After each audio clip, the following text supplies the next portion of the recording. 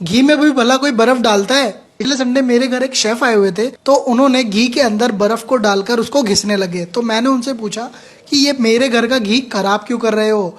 तब उन्होंने बोला ये घी बिल्कुल भी खराब नहीं हो रहा। आपने कभी घी के अंदर बर्फ डाली है? तो मैंने उनसे कहा कि बिल्कुल भी नहीं, कौन डालता है घी के अंदर बर्फ। तो उन्होंने मुझे बोला कि मैं एक 5 स्टार का शेफ हूँ, मेरे पे भरोसा रखो और मैं एक ऐसी चीज़ बना के दिखाऊंगा कि आप अमेज हो जाओगे। तब उन्होंने 250 ग्राम घी के अंदर बर्फ को डाल दिया और उसको जमा के उसको घिसने लग गए। तो आगे की प्रक्रिया जानने के लिए आप हमें कमेंट करके ये जरूर बताएं कि आप इस वीडियो को देख कहाँ से रहे, दुनिया के किस कोने में से बैठ के देख रहे हैं, ताकि मैं आपका थैंक्स कर सकूं। या जैसे कि मैंने आपको बताया, तो उन्होंने 250 ग्राम घी के अंदर बर्फ डाल दी और उसको जमा दिया, और जमाते हुए उन्होंने उसको घिसना चालू कर दिया था। तो जैसे जैसे वो बर्फ को घिसते जा रहे थे, वैसे वैसे वो घी गाढ़ा होता जा रहा था और जमता जा रहा था। और जमने के बाद उन्होंने उसको एक बर्तन में निकाल लिया और उसके ऊपर उन्होंने डाल दिया 2 कटोरी मैदा। जी हाँ दोस्तों, उन्होंने मैदा डाला उसके ऊपर। और उसके बाद तो मैं बिल्कुल डाउटफुल हो गया था कि ये हो क्या रहा है, यहाँ पे चल क्या रहा है। लेकिन उन्होंने मुझसे एक बात बोली थी कि वो 5 स्टार होटल के शेफ हैं, तो वो कुछ कर रहे होंगे तो कुछ सोच समझ के कर रहे होंगे, इसलिए मैंने वहाँ पे कुछ नहीं बोला और देखता रहा। उसके बाद उन्होंने उस मैदे के साथ उस घी को मिलाना शुरू किया, यानी उसका एक बैटर टाइप बनाना शुरू कर दिया। जैसे जैसे वो मिलाते जा रहे थे, वो गाढ़ा होता जा रहा था, थिक होता जा रहा था, एक डो की फॉर्म में बनता जा रहा था। लेकिन उन्होंने तभी एक गिलास दूध भी डाल दिया। वो धीरे धीरे उसको दूध के साथ मिलाते जा रहे थे और उसकी कंसिस्टेंसी थोड़ी पतली होती जा रही थी। जैसे जैसे वो दूध डाल रहे थे, वो और पतला होता जा रहा था। धीरे धीरे वो क्रीमी दिखने लग गया था। इतने अच्छी तरीके से फैट रहे थे कि उसमें कोई भी लम्स रहने की कोई गुंजाइश नहीं थी। और फिर उसके बाद उन्होंने एक गिलास उसके अंदर पानी भी डाल दिया। पानी डालने के बाद ही काफी पतला हो गया था मिक्सचर। अच्छी तरीके से उस मिक्सचर को मिलाते भी जा रहे थे, जिससे कि सारी सामग्री आपस में मिक्स हो रही थी। और थोड़ी देर बाद उनको जो कंसिस्टेंसी चाहिए थी वो उनकी आ गई थी। और उसके बाद उस मिक्सचर को इन्होंने छन्नी की सहायता से छान लिया, यानी जो भी मोटे लम्स थे वो ऊपर रह गए थे और जो भी पतला एकदम लिक्विड टाइप मिक्सचर था वो नीचे आता जा रहा था। अच्छी तरीके से पूरा छान लिया और मोटा मोटा वो मैटर ऊपर रह गया था। और एंड में उनके पास एकदम क्रीमी टेक्सचर वाला एकदम गाढ़ा सा बैटर तैयार हो गया था। और उसके बाद उन्होंने फिर उस लैडल से उसको चलाना शुरू कर दिया। तब मैंने पूछा कि इतना मिक्स करने के बाद भी आप लैडल से इसको चला क्यों रहे हैं। तब उन्होंने मुझे बताया कि ये क्रीमी मिक्सचर पे मलाई बार बार आ जाती है, तो उसको हटाने के लिए मैं इसको बार बार चला रहा हूँ। घबराइए मत, अगर आप भी इसको इसी तरीके से बनाते हैं और आपके बैटर में या फिर मिक्सचर में मलाई आ जाती है, यानी आपका मिक्सचर बहुत ही अच्छा बन के तैयार हुआ है। तो चलिए आगे क्या करना है मैं आपको बता देता हूँ। अब हम फिर से कढ़ाई में घी ले लेते हैं और उसको अच्छी तरीके से गर्म करते हैं। अच्छी तरीके से गर्म होने के बाद अब हम एक सांचा ले लेंगे राउंड सर्कल का, जैसे कि मैं आपको यहाँ पर दिखा रहा हूँ, और उसको उसके बीच में प्लेस कर देंगे, यानी तेल के बीच में प्लेस कर देंगे। जो मिक्सचर हमने बनाया था उसको अब एक लैडल की सहायता से एक बार चला लेते हैं और फिर एक लैडल भर के उसको ले लेते हैं।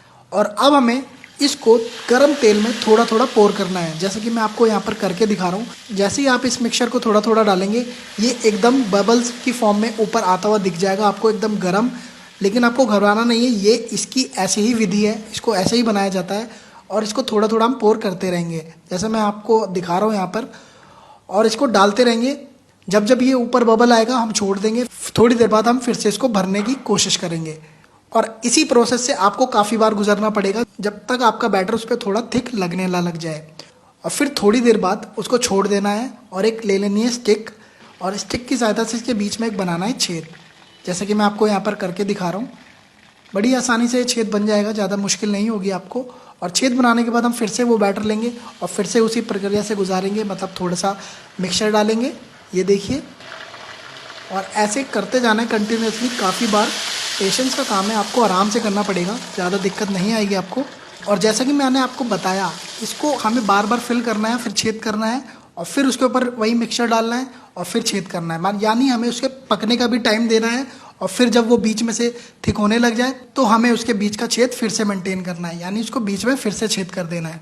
यही प्रोसेस कई बार करने के बाद जब हमारा वो मिक्सचर ऊपर तक आ जाएगा, यानी उस सर्कल तक पहुंच जाएगा, तब हमें उसको थोड़ी देर पकने देना है, यानी इसको तेल में छोड़ देना है। फिर हम इसके ऊपर डालेंगे गरम गरम तेल। कढ़ाई में से उठा के लैडल से गरम गरम तेल डालेंगे, या ताकि ये ऊपर से भी पक जाए अच्छी तरीके से।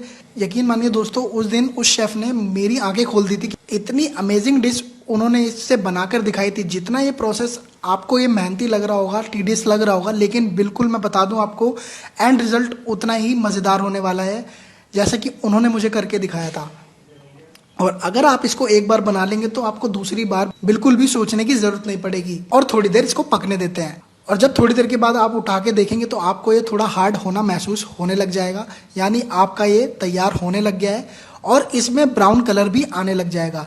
तो मैं आपको यहाँ पर दिखा देता हूँ कि किस तरह का ये आपको लगेगा, कितना ये हमारा क्रिस्पी ब्राउनी एकदम घेवर तैयार हो चुका है। जैसा मार्केट में मिला करता है, जैसा हलवाई लोग बनाते हैं, वैसा ही मैंने आपको यहाँ पर घेवर बना के दिखाया है। तो अब हमारा यहाँ पर घेवर तैयार है। तो चलिए अब बनाते हैं इसकी चाशनी, यानी एक तार की चाशनी। तो हमें क्या करना है, एक फिर से हम बर्तन ले लेते हैं और उसमें डाल देते हैं चीनी। चीनी में यहाँ पे 1 बोल ले रहा हूँ, आप अपने मीठा अनुसार ले सकते हैं। और उसके ऊपर मैं डालता हूँ 1 बोल पानी भी, और इसको उबलने देते हैं। और उसके बाद मैं इसमें डाल देता हूँ इलायची का पाउडर, यानी बड़ी इलायची का पाउडर। मैं इसमें डालता हूँ थोड़े सैफरन यानी केसर भी, और इसको उबलने के लिए छोड़ देते हैं। थोड़ी देर बाद आप देखेंगे कि ये आपकी चाशनी तैयार होने लग जाएगी, थोड़ी थिक होने लग जाएगी। और आप इसे चेक कर सकते हैं अपने हाथों की मदद से, और ऐसे अंगूठे और उंगली की मदद से अब अगर आप इसको खोल के देखेंगे तो इसमें एक तार बनने लग जाएगा, यानी इस तरीके से। तो हमारी चाशनी यहाँ पर तैयार है। अब मैं इस चाशनी को उसी घेवर के ऊपर डाल देता हूँ, ताकि ये हमारा घेवर उस चाशनी को अच्छी तरह से सोख ले, यानी इस चाशनी से हमें उस घेवर को भिगा देना है। सारी तरफ से मैं इस चाशनी को डाल दूंगा और अच्छी तरीके से इसको सोख होने देते हैं। और अब बना लेते हैं अपनी रबड़ी। रबड़ी चाहे तो आप दूध से बना सकते हैं, मैं यहाँ पे आपको एक इंस्टेंट तरीका दिखाता हूँ, क्योंकि दूध में तो काफ़ी टाइम लग जाता है। तो मैं यहाँ पे ले रहा हूँ एक पैन में मिल्क पाउडर। मैंने 3 से 4 चम्मच में यहाँ पे मिल्क पाउडर लिया है, और उसके ऊपर मैं डाल देता हूँ यहाँ पे मिल्क मेड। मिल्क मेड भी मैं उसी बराबर लूंगा, यानी थोड़ा सा ज़्यादा भी ले सकता हूँ। और उसके बाद मैं इस पर डाल देता हूँ रोज़ वाटर भी। और अब करते हैं इसकी भुनाई चालू, यानी इसको अच्छी तरीके से पकाते हैं और इसको सभी सामग्री के साथ अच्छी तरीके से मिलाते हैं, अच्छी तरीके से चलाते हैं। और ये देखिए आपकी गाढ़ी रबड़ी धीरे धीरे बनने तैयार हो जाएगी। जैसे जैसे ये पकती जाएगी वैसे वैसे ये थिक होती जाएगी। और आपको करना क्या है, इसकी जब भुनाई के साथ साथ आप इसमें मिल्क भी ऐड कर सकते हैं इसकी कंसिस्टेंसी को मेंटेन करने के लिए। मैं यहाँ पे 1 चम्मच दूध डाल देता हूँ, और जैसे ही मैं दूध डालता हूँ वैसे ये थोड़ी और गाढ़ी हो जाती है, थोड़ी और क्रीमी हो जाती है। और कितनी ही बढ़िया हमारी यहाँ पर रबड़ी तैयार हो जाती है। कुछ ही मिनटों में हमने यहाँ पे रबड़ी बना ली। अगर आप दूध से बनाते तो इसमें काफ़ी मेहनत और काफ़ी टाइम लग जाता, तो इसलिए मैंने ये वाला तरीका आपको बताया है। और इसके बाद ये हमारी रबड़ी बनके तैयार है। चलिए इसको अब घेवर पर डालते हैं। कितनी शानदार हमारा यहाँ पे घेवर बनके तैयार हो गया। कुछ ही मिनटों में हमारा घेवर ये बन गया है। और उन्होंने उस दिन मुझे यही रेसिपी बताई थी जो मैंने आज आपको करके दिखाई है। आप इसको घर पे आराम से बना सकते हैं, मैंने आपको सारा तरीका बता दिया है। और इसमें कुछ भी दिक्कत वाली बात नहीं है, क्योंकि ये प्रोसेस बहुत ही आसान है। आप इसको त्योहारों पे या फिर आपका जब भी मीठा खाने का मन हो तो आप इसको इजीली बना सकते हैं। और अब हम इसे टॉप अप कर देते हैं कुछ ड्राई फ्रूट्स के साथ, यानी कटा हुआ पिस्ता और कटा हुआ बादाम। ये इसकी रंगत को थोड़ा और बढ़ाएगा। और इसके ऊपर डाल देते हैं आप थोड़े से रोज पेटल्स। ये देखिए हमारा घेवर बनके तैयार है। और हमें कमेंट करके ये जरूर बताना कि आपको ये रेसिपी कैसी लगी। तो मिलते हैं आपसे नेक्स्ट रेसिपी में, नेक्स्ट टिप में। तब तक